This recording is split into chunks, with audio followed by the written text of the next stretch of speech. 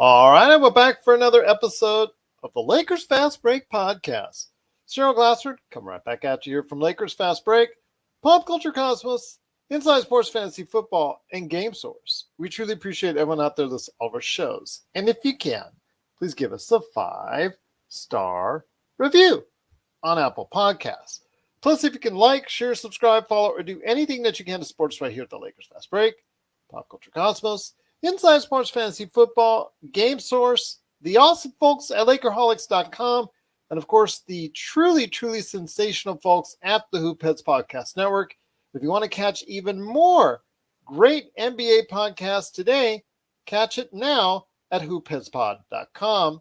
And if you do support any of these great causes, it is sincerely appreciated.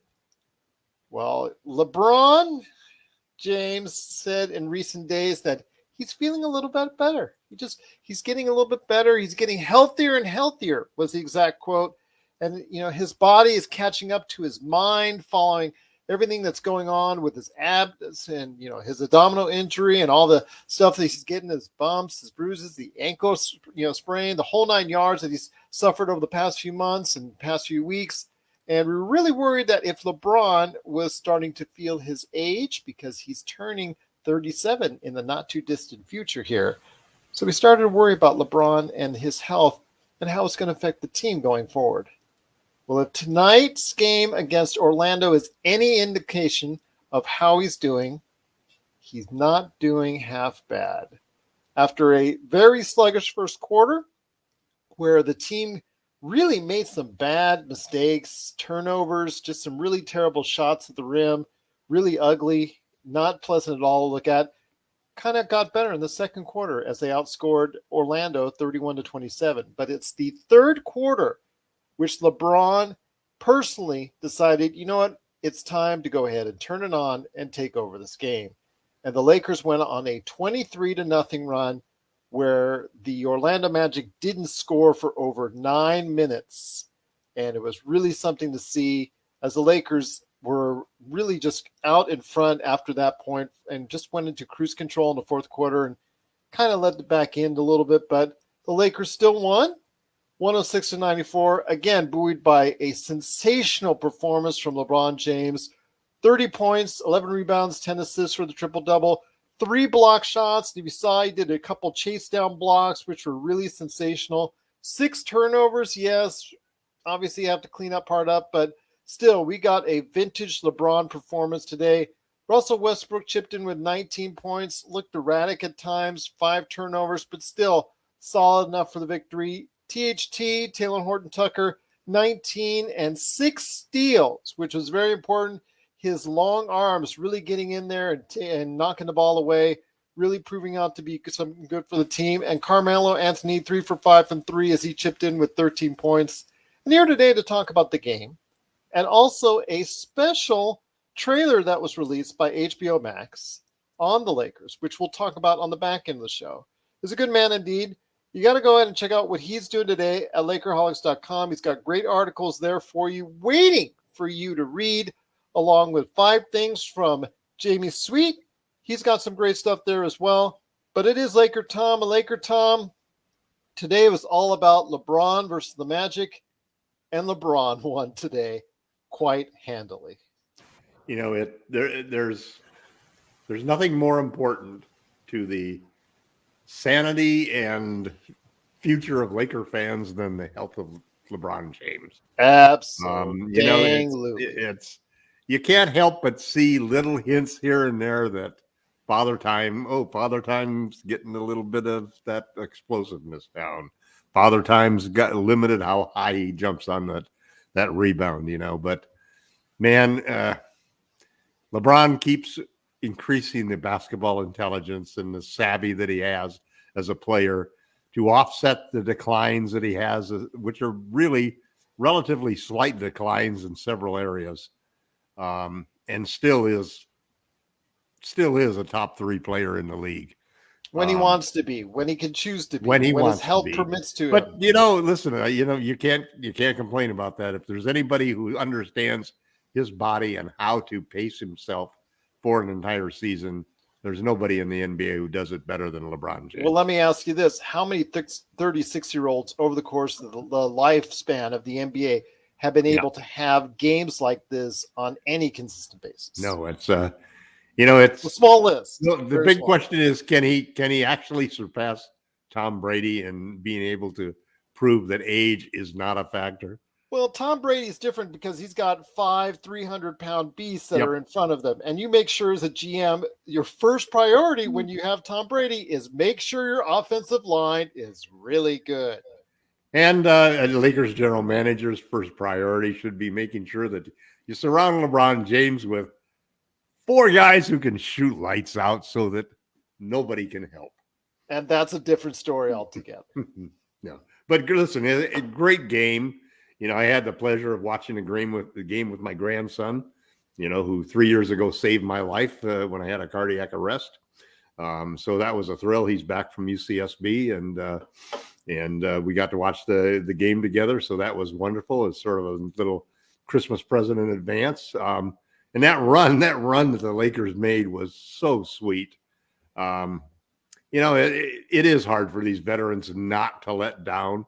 And you see it across the league, that it's well, they didn't take them seriously in the first But quarter. This is another double-digit win, and another win where we held the opponent to 94 points.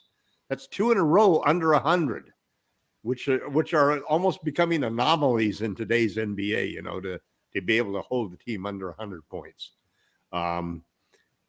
There were parts of the game. I mean, we started off great, and then we went through a spell where we were 13-3, and we finished with 18 points in the last 10 minutes of the first quarter. They look sloppy. They look lethargic. I mean, several trips to the hoop were just really ugly shots. But the third quarter, that's exactly what you want to see from a team like this, who obviously didn't play great in the first half, who obviously took a Magic team, who's got a couple of guys. Cole Anthony impresses me. Yes. Hans Wagner is, I wish we got Franz instead of Mo.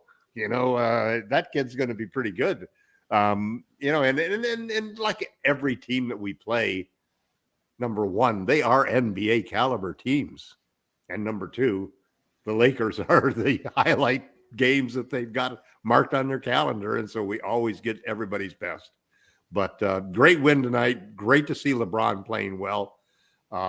Great to see the team coalescing a little bit, playing better defense. Their statistical numbers as far as their offensive and defensive and net ratings over the last 8, 9, 10, whatever you pick, are improving dramatically. So it looks good. This was a great win for them. And, if we can go on, and we've got a little bit tougher schedule in the next 5 games, a couple of challenges. Just depends on what COVID does with the poor Chicago Bulls. I mean, they had 9 players the other day out. Yeah. There's a point where you got to call the game, when you don't even have enough players to really, be representative, But COVID rears its head in another season. This is still going to be the 3rd season that's going to have some form of an asterisk, at least in that there are unique and unusual circumstances for everybody who wins a championship in this particular era. But it's looking good for the Lakers. We'll have to see how things are going. I was very encouraged by Talen's game. He played some excellent defense early. He made some great plays. This is a game when his reach really came into play. But a tough matchup too, and Franz Wagner's he's like 6'10". Franz Wagner is, but he also played a lot against Cole Anthony, their leading scorer, and he did pretty good. I like Cole Anthony. I really didn't know anything about this kid until this game. But he reminds me a lot of Fred VanVleet in that he's a gritty defender, he is excellent on the pick and roll. His bounce passes were just perfect all night long. And the kind of passes where you don't even see the pass go, but you see the big man get it on the bounce right up to his waist, right where his hands are. So it's an easy finish. Well, a lot of people were saying, I will say this, a lot of people were saying about Cole Anthony when he came into the league, just a shot first mentality, and they sure weren't they weren't sure if exactly how far he Mhm. would pan out. They thought of him more as a guy coming off the bench, and that may ultimately be his role. Right. But right now, the team needs any kind of scoring they can get because they're really porous on both ends of the floor, and he gives them that. But it's nice to see the kid of Greg Anthony doing pretty good in the league, and right now he's able to go ahead and make his shots. And I really think that he's got a future, possibly as a starter. I'm still not convinced 100% Mhm. yet, but we'll see what happens there. But yeah, I mean, they've got some things to look forward to in Yep. Orlando, but Yep. right now it's a pretty tough go for them. Yeah, I was kind of a disappointing game by both of their I guess Mo Bamba's their center and Wendell Carter Jr. is their power forward. Yeah. I mean, you're playing two centers, two fives basically together. And they're a horrible team offensively and they're a horrible team defensively. Um, they shot really well tonight. I mean, we shot again. We again shot very well from outside. So that was another good sign to see. I mean, obviously we're not playing against top tier competition, but by the same token, we're starting to see, you start to see certain plays that really look smooth. There were a couple of shots by Ellington that were just beautiful. A couple of shots by Monk that were really good. Mello played a good game. We got out rebounded, but we won the points in the paint battle as well as held our own to 3-point, even though they had maybe one of their best 3-point shooting games of the year. So, Actually, they only shot 34% from three and 37% right. overall from the field. So it was a pretty good That defensive still game. made 13 threes. They still made 13 threes, so that's Yeah, well but above when their you're only average. shooting 34% of them, that's still not one of their best outings of the year on that. I will say that 23-0 run really emphasized the problems that Orlando has on the offensive side of the ball as they missed shot after shot Right. after shot. Well, And just that's like where it that's really the came into Lakers' play. problem too. When you go into those droughts, Yeah. those are almost. Everybody talks about the big scoring burst, the 23-0 burst, and what a great job by the offense. But it's the other side of the thing that turned a 23-0 burst from a 23-0 burst from let's say a 23-22 just exchange of baskets. It's Right. that Yeah, they defensive end of outscored it. them 36-10 in that third quarter, which is obviously the Yeah, turnaround 10-point third entirely. quarter is quite an achievement. Yeah, very well defensively played. That's one of the first few times this season I've been able to say that. But also shooting 46% from the three the Lakers were today. So excellent signs right there as they head out on the road. And before we head on out, my friend, I want to go ahead and discuss the road trip. Starts on Wednesday at Dallas from American Airlines Arena. It's going to be on ESPN. Want to let everybody know it's going to be an early game. It's going to be at 4:30 p.m. Pacific. So please, everybody out there, make sure they've got their channels locked in early for the game at ESPN. But like you said, the games get tougher for the next couple weeks, so we'll see what happens there. But your thoughts as the Lakers now head on the road, including Dallas, including Chicago, some really interesting games coming up. Yeah, I think it's we're at the point of the season where you have to start to get a streak of some sort. Maybe it's 2 steps forward, 1 step back, 3 steps forward, 1 step back, 4 steps forward, 1 step back, but it has to be some form of pattern that we start to see where we're winning multiple games in a row and not having any losing streaks where they're more than just a loss here and there. And that can account for a dud game or a trap game that you run into. But we have to start producing, we have to start winning 8 out of 10 games, 7 out of 10 games consistently if we want to move up into the standings and finish in the top 4, by the end of the season and be playing the kind of basketball that makes us feel confident that we can win a championship, which means that all three superstars have to be hitting on all cylinders.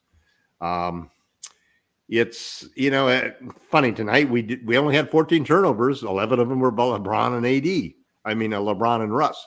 So and we didn't play without AD. It's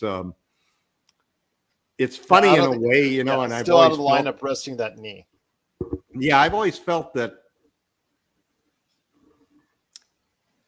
I think that resting of the knee and AD and how high he was jumping in the few games before he actually sat out a game, I tend to think that he was having problems with that knee and was basically overcompensating by trying to, quiet the rep that he had acquired of being a guy who get dinged up all the time, miss a couple of games here for this and then a couple of games for that. So I think AD was trying very hard not to be the guy who would miss a game here and there so that the team could count on him. And I think that he probably should have taken off for that knee earlier, I think it's an excuse for how he was playing, at least because he wasn't.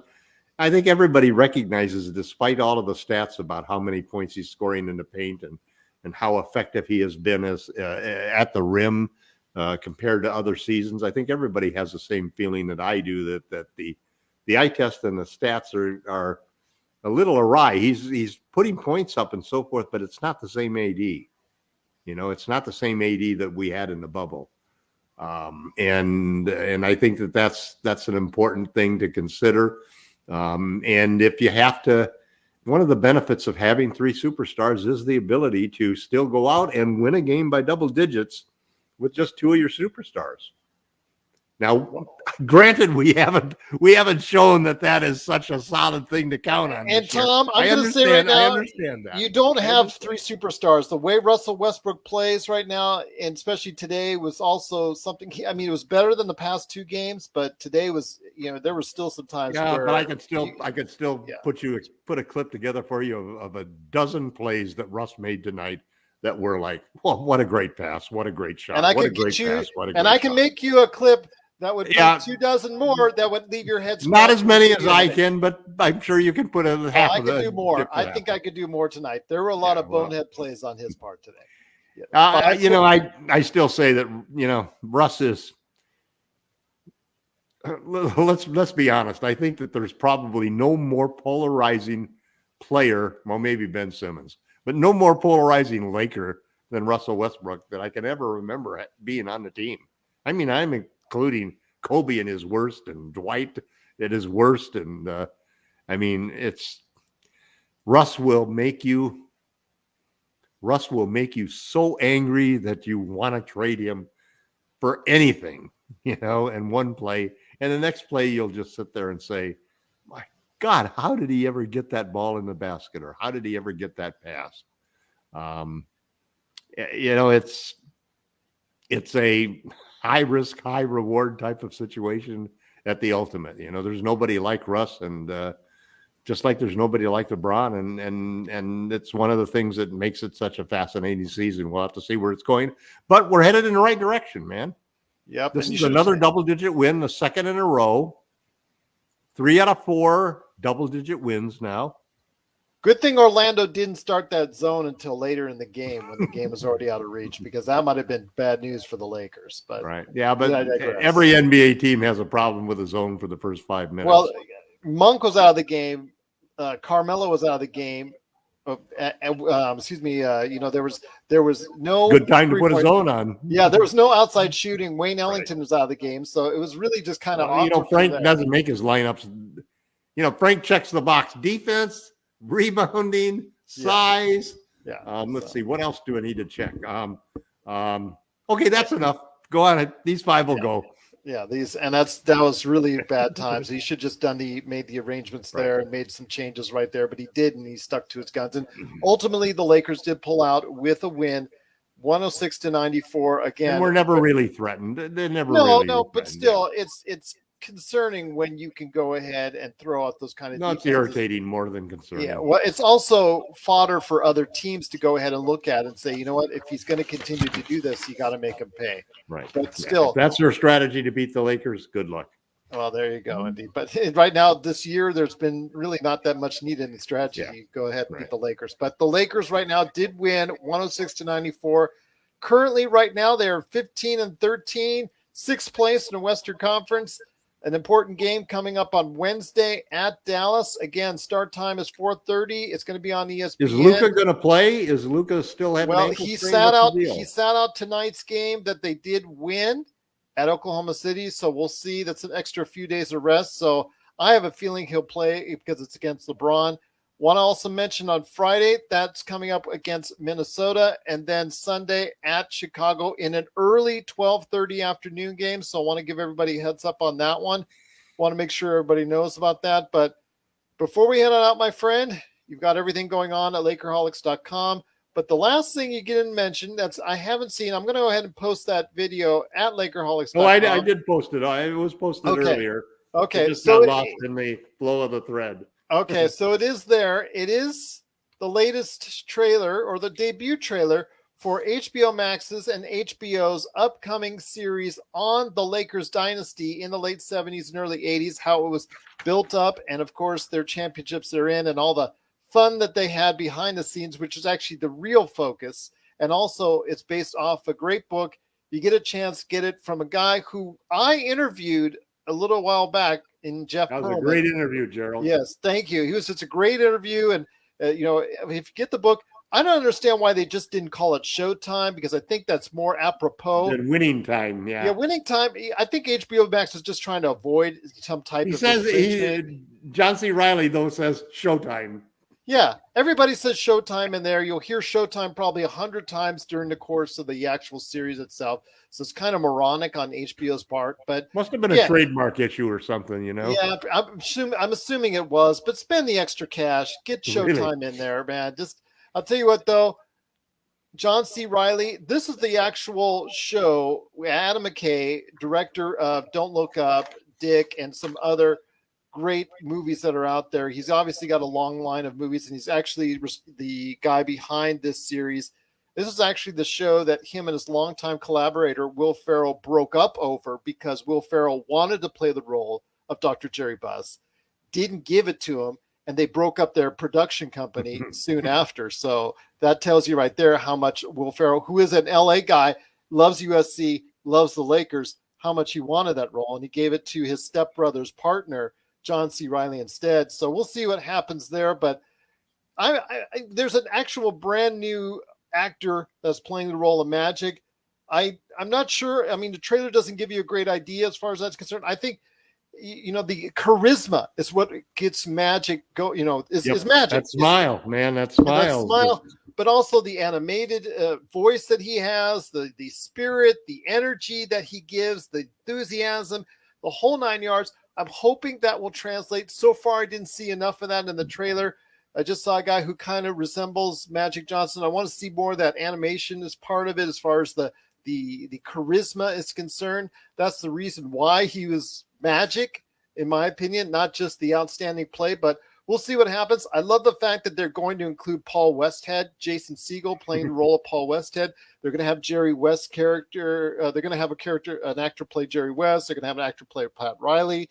They're going to have several notable names. The Buss family is obviously going to be included in several spots as well. So very interesting to see, but I want to hear your take on this with HBO and HBO Max Winning Time. Well, it's funny because I remember reading all of the stories when the things were going on with Will Ferrell and John C. Reilly, and I mean, I've always appreciated John C. Reilly as an actor, but I was having a hard time, envisioning him as Jerry Buss,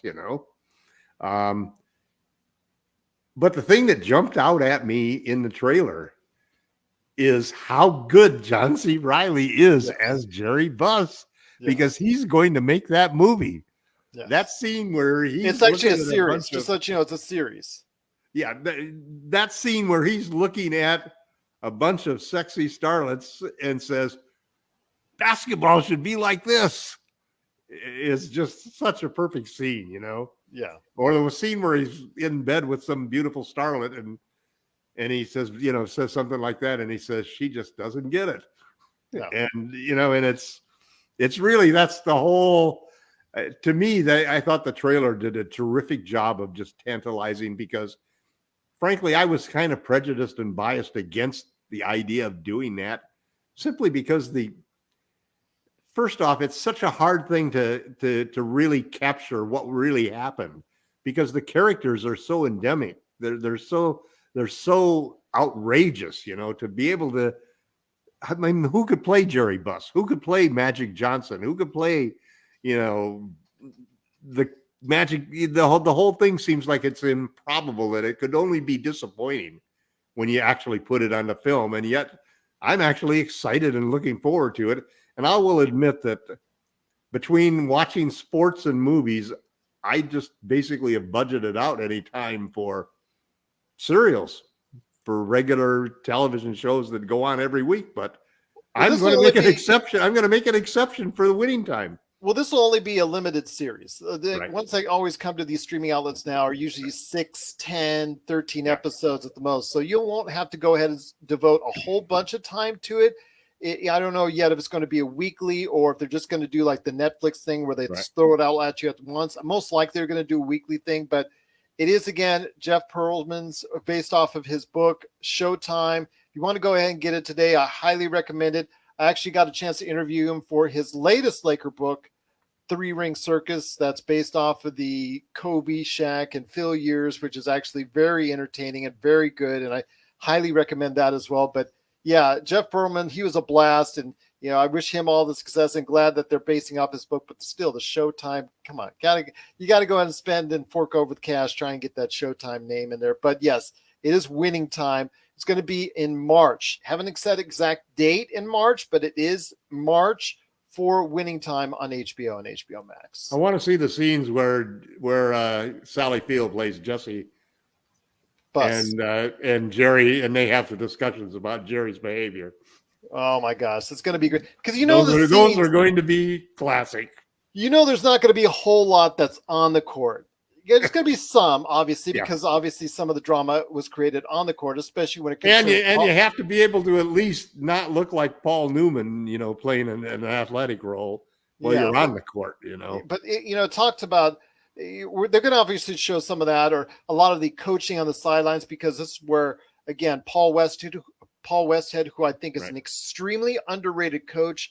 Absolutely love what he's done over the course of his lifetime in coaching, especially and the perfect coach for Magic Johnson, you would think. But obviously it would ran afoul, and I think that's something that Magic probably has regretted down the line. But Paul Westhead, with his run and gun with Loyola Marymount, and then he did it back again with Denver Nuggets. Then he led I think Phoenix, the WNBA team, to a championship. So he had a storied career after leaving the Lakers or being forced out from the Lakers. Before Mike D'Antoni. Yeah, and then I wonder if they're going to talk about Jack McKinney and the bike accident. I wonder if they're going to talk about that as well. That's going back even further. He's not listed on any of the cast lists because I pulled down the cast list. So we'll see how it happens, what they show. But, most of it's going to be behind the scenes, the Forum Club, all that juicy stuff that went on that's reported in the book. And if you want to find out and get a head start of what could be in that series, check out Jeff Pearlman's book, Showtime. That's available now wherever you get your books. I noticed though that they didn't have Hugh Hefner as one of the cast members, so I was kind of surprised at that. Well, that doesn't mean that he's not going to be in there for a cameo, so you never know. As far as somebody playing his role. So obviously he can't because he's slightly dead. Well, no, I meant obviously that somebody that was one of the whole things about it was the parties at the penthouse, because they don't let you all. IMDb doesn't get it all in advance on the episodes, so they don't tell you everything that's on there or all the cameos or all the side characters. So they don't always get the beat on who's exactly going to be in it. It's going to be fun. It's going to be fun, especially for Lakers fans who were alive and lived that every day of that whole Showtime era. I mean, I'm looking at my Lakers 88 world champion back-to-back shirt right there right now. Well, you know what's strange? I went out and I was digging through my caps thinking that, well, maybe I pull a new cap for the podcast tonight. And you know which cap I almost pulled, except it was in such bad shape I decided not to. It was my 87-88 back-to-back cap. There the white go. Cap with the... Well, you know what? Fun jokes aside, my friend, I actually went to a shop in the it was in the Resort World here in Las Vegas where they had high-end athletic shoes, basically a whole bunch of Nike shoes and whatnot. But they had a section for nostalgic tees of certain pop culture or rock bands or whatnot from the past, ones that are 10, 20, 30 years old. And I saw an old Detroit Pistons basketball one from the 90s. And I'm thinking to myself, they're trying to sell this for $250. It's actually original on that. Just think if I actually took that shirt down, how much I could actually go to one of those places and get it for. That'd be kind of interesting to see. Wouldn't you think? Or your cap, your hat. Yeah. Interesting to see if you can actually get that sucker into shape and, go ahead and put that online and see what you can get. You never know what you have. I mean, I have an old stamp and coin collections from my father, who lived to be 101, and I know there are valuable coins and valuable stamps in there. I've had it looked at from various people at time from time, and I've set aside 4 or 5 stamps that were supposedly extremely valuable, and several coins that were. But there's people make a whole living out of just buying lottery tickets by going to the storage places and taking over the leases when somebody doesn't pay. And Storage Wars. It's been on Storage for Wars, years. Yep, there you go. It's one of my. Remember it being one of my favorite it's a good shows. side gig, Yeah, there you go. LakerTom, catch LakerTom on the next episode of Pawn Stars coming up real soon. I bet you right there. But it is the Lakers just putting it in cruise control after a tremendous 23-0 run and a great third quarter, outscoring the Orlando Magic 36-10. Just a tremendous performance in that third quarter. LeBron James, triple-double, looking like the LeBron James that we know and love, getting healthier and healthier, according to him, coming off that abdominal injury. So we're looking forward to seeing how healthy and how good he can play coming up here in the next couple weeks as he gets closer and closer to that age 37. But the game that's coming up on this week, next on tap, is at Dallas. Again, it's going to be an early start, 4:30 for everybody out there. It's on ESPN, so please check it out. And after the game, probably in the evening, I'm going to say around 9 p.m. Pacific, want to go ahead and let everybody know we'll be on the air after that, going ahead talking about the game. It is a pivotal game for, again, the Los Angeles Lakers because the Dallas Mavericks are right behind them in the standings. So if they want to go ahead and move up in the standings, they got to go ahead and take care of their business, and that starts on Wednesday at Dallas. But my friend, it's been great having you on. Please catch LakerTom at LakerTom on Twitter, also as well, Lakerholics.com. Me, myself, and I'm at Lakers Fast Break on Twitter. And, of course, if you have any questions, if I'm not at Lakerholics.com, you can always get me at Lakers Fast Break at Yahoo.com. But once again, the Lakers put it in cruise control and win 106-94 over the Orlando Magic. We'll be back on Wednesday night right here for you on Facebook at Lakers Fast Break. And, of course, the next day we'll post it right there for everybody wherever you get your podcasts. This is the Lakers Fast Break. We want to thank you for watching and listening. All the people who checked us out this evening, thank you so much. But we'll be back on Wednesday night covering the Lakers and Dallas Mavericks. We're looking forward to it. I hope you are as well, as the Lakers now have a nice little winning movement in place. Will it be a winning streak? We'll find out on Wednesday right here at the Lakers Fast Break Podcast.